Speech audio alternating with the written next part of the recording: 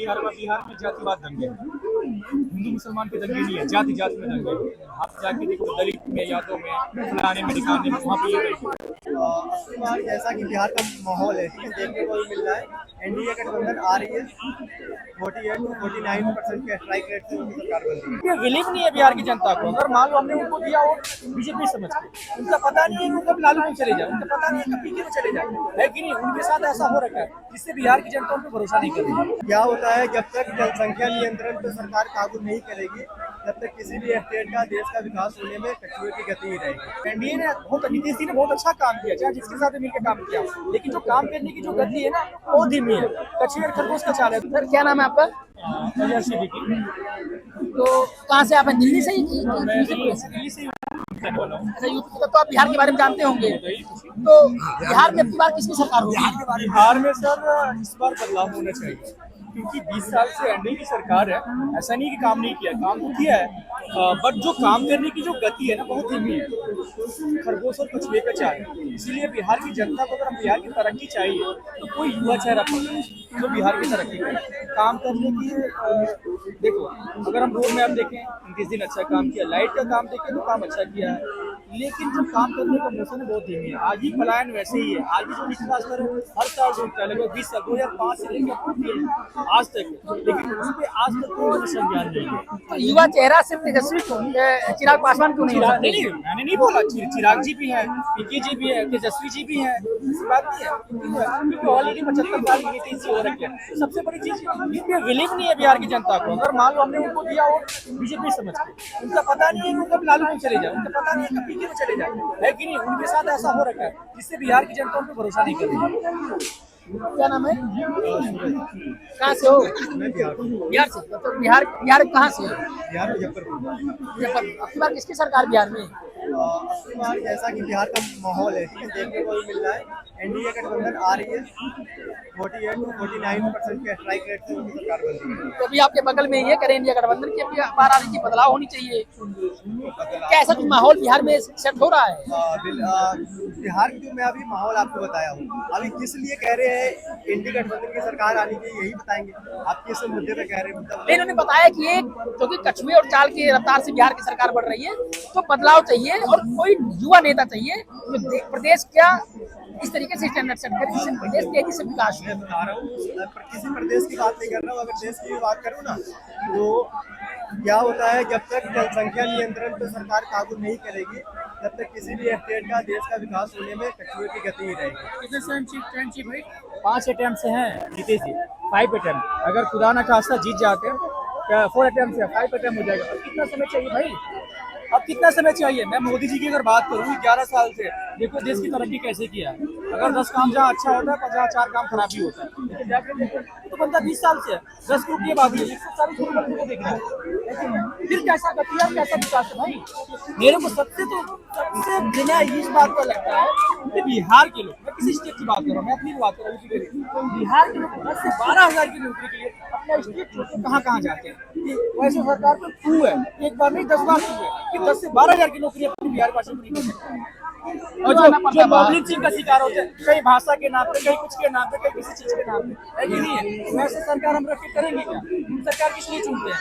किस लिए? डेवलप के लिए, एजुकेशन के लिए, है कि नहीं? इसीलिए तो चुनते। अगर यही ना मिले तो सरकार लाने का मतलब क्या है? कोई मतलब ही नहीं है। इनका रोजगार का मतलब है सरकारी जॉब। नहीं, मैंने नहीं बोला सरकारी नौकरी तो कहीं भी लग सकता है भाई, अपना स्टेट भी छोड़ना पड़ सकता है तो कहीं भी जा सकता है। प्राइवेट नौकरी के लिए ना बहुत प्राइवेट नौकरी का मतलब ऐसा नहीं है कि अनएजुकेटेड आराम से बोल रहे हैं। ऐसा नहीं है कि अनएजुकेटेड लड़कों का, अनएजुकेटेड आदमियों का जीने का आपको भी मैं टाइम दे रहा हूँ, इनको भी टाइम दे रहा हूँ, बल्कि आपको ज्यादा टाइम दे रहा हूँ बोलने, तो उनको भी अपना व्यक्ति आपको ऐसा नहीं है कि अनएजुकेटेड बंदों का जीने का अधिकार है। आप कारखाने खोलो ना, वो काम करेगा। जो बंदा जाके गुजरात में काम करे, जो बंदा जाके महाराष्ट्र में जो काम करे, वही कारखाने आप बिहार में खोलो, बिहार के लिए वो काम करेगा, उसकी तरक्की होगी, बिहार की तरक्की होगी। लेकिन आप ऐसा करते नहीं हो, आप सीधे ट्रेन मंगाते हो। ट्रेन क्या डेवलप करते हो कि यहाँ से महाराष्ट्र में जाए, यहाँ से नहीं। उन्होंने अभी कहते कि सबसे ज्यादा विकास इस समय वो सिर्फ 20 साल में बिहार में हुआ है, 20 साल में एनडीए गठबंधन सरकार ने पहले भी बोला। और एक उन्होंने कहा कि इतने ज्यादा हमने फ्लाईओवर बनवाए, रोड इंफ्रास्ट्रक्चर इतना मजबूत किया, मेट्रो लेकर आए वहाँ पर, तो ये सब विकास गिनाते हैं। जरूर है, मैंने पहले ही आपसे बोला कि उन्होंने विकास का काम, एनडीए ने बहुत, नीतीश जी ने बहुत अच्छा काम किया, चाहे जिसके साथ भी मिलकर काम किया, लेकिन जो काम करने की जो गति है ना वो धीमी है, कछुए और खरगोश का चाल है। दूसरी बात, आप इंफ्रास्ट्रक्चर की बात करो ना, जहाँ आप ओवरब्रिज की बात कर रहे हो, आगे से पुल बनता है, पीछे से जो अंडर कंस्ट्रक्शन पुल है वो क्या होता है कि कोलैप्स हो जाता है, बह जाता है। तो कैसा विकास है कि विनाश है? ये कैसे विकास है जब आगे बन रहा पीछे बह रहा है। सर देखो, मेरे पॉइंट ऑफ व्यू से ये देखोगे तो नीतीश कुमार बिहार के सीएम है, ठीक है, वो यहाँ पे आके निरीक्षण पूर्ण रूप से कर नहीं सकते हैं। उनके अंडर में जो उनके नीचे अगर काम कर रहे हैं, कोई इंजीनियर काम कर रहे हैं, कोई पॉलिटिशियन काम कर रहे हैं, अगर वो सही से नहीं करते तो सीएम के ऊपर वो नहीं होनी चाहिए। जांच करा सकते हैं ना, सीएम का पावर होता है ना। एक मेरे को ये बता दो, आज से 1.5 साल 2 साल पहले की ये घटना है, ठीक है ना, अंडर कंस्ट्रक्शन, एक नहीं दो नहीं 17 पुल जो अंडर कंस्ट्रक्शन जो कोलैप्स हुए, बह गए। कोई भी एक इंजीनियर, कोई भी एक कर्मचारी, कोई भी एक अधिकारी, किसी को जेल हुआ हो, कोई बता दो क्यों नहीं हुआ? रीजन, क्योंकि ये सारे मिले हुए हैं, सारे मिले हुए हैं। नीतीश कुमार पर मुझे एक करप्शन का आरोप बता दो। नीतीश कुमार मैंने क्या बोला?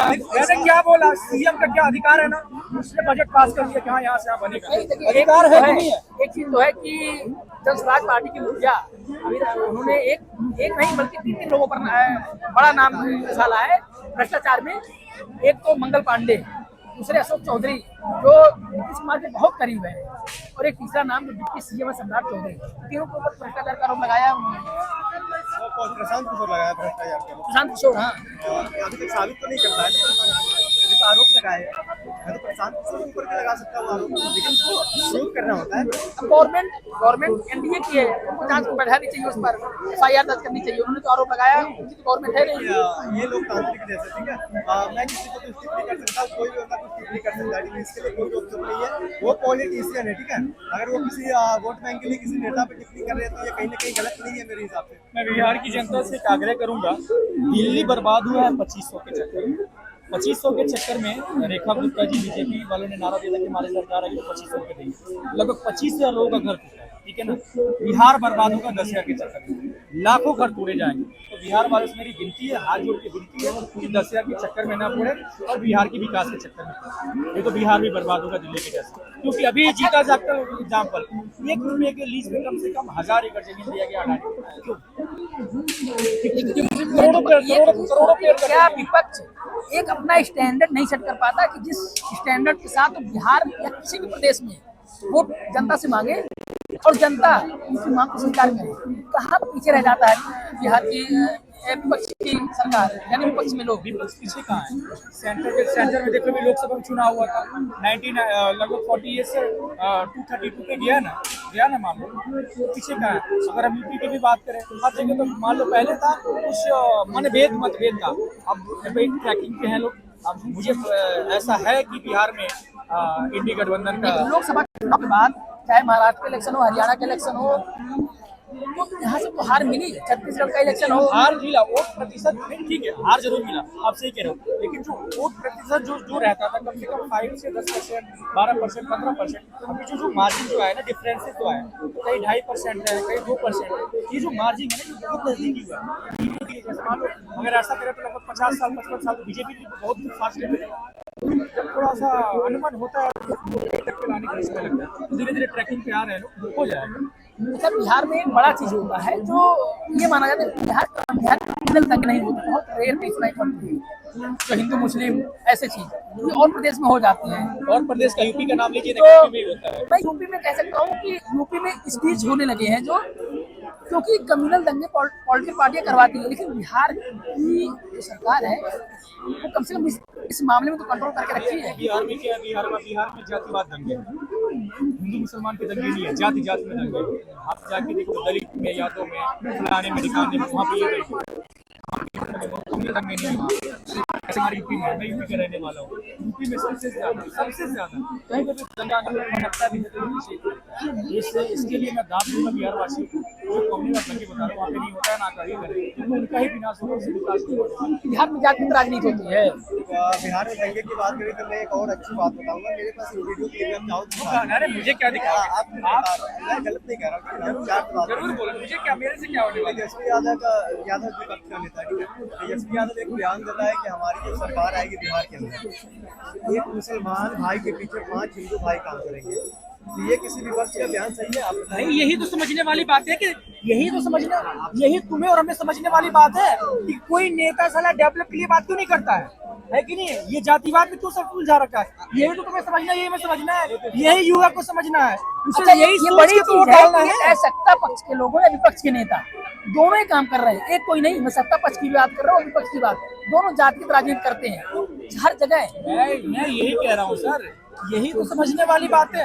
आज तक कोई नेता सत्ता का हो या विपक्ष का हो, किसी ने ये बोला कि हमें रोजगार दिया तो हमने देश का डेवलप किया हो तो हमें वोट देना, हमने मानवीय काम किया हो तो नौकरी देना, वोट देना, हमने एजुकेशन खोला हो तो ये देना, हमने रोजगार दिया हो तो वोट देना। किसी ने नहीं, बस हिंदू मुसलमान, हम मुसलमानों के लिए करेंगे, हम वादों के लिए ये करेंगे, हम हिंदू के लिए करेंगे, इसी पे वोट खेला जा रहा और इसी में जनता भी वाह कर रही है। हिंदू मुसलमान और जनता परेशान। रोजगार की बात है तो तेजस्वी यादव कहते हैं हमारी सरकार आएगी तो हर एक घर पे रोजगार होगा। तेजस्वी यादव का बयान, एक सरकारी नौकरी देंगे, रोजगार नहीं, एक सरकारी नौकरी। एक बात बताऊं, मैं 30 सेकंड बोलूंगा, मैं जा रहा हूँ। कभी कभी तुम्हें ऐसा बोलते हो कि काउंटर करना पड़ता है। 17 महीने के अंदर, ठीक है ना, 17 महीने नीतीश चाचा एक बार फिर से पलटी तो उसमें गए थे, अप्रोक्सीमेटली 2 लाख नौकरी दिया था ना, जिसकी जो लाइबिलिटी थी है कि नहीं, एजुकेशन के आधार पर बहुत सारे हमारे पूर्वांचल के भी लोग जाके नौकरी कर रहे हैं। तो भैया हम उससे विश्वास क्यों नहीं करें?